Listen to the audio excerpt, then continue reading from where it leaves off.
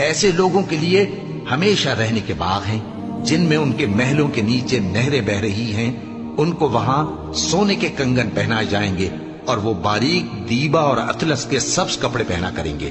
اور تختوں پر تکیے لگا کر بیٹھا کریں گے۔ کیا خوب بدلہ اور کیا خوب آرام گاہ ہے۔ اور ان سے 2 شخصوں کا حال بیان کرو جن میں سے ایک کو ہم نے انگور کے 2 باغ عنایت کیے تھے اور ان کے گردا گرد کھجوروں کے درخت لگا دیے تھے اور ان کے درمیان کھیتی پیدا کر دی تھی۔ دونوں باغ کثرت سے پھل لاتے اور اس کی پیداوار میں کسی طرح کی کمی نہ ہوتی، اور دونوں میں ہم نے ایک نہر بھی جاری کر رکھی تھی،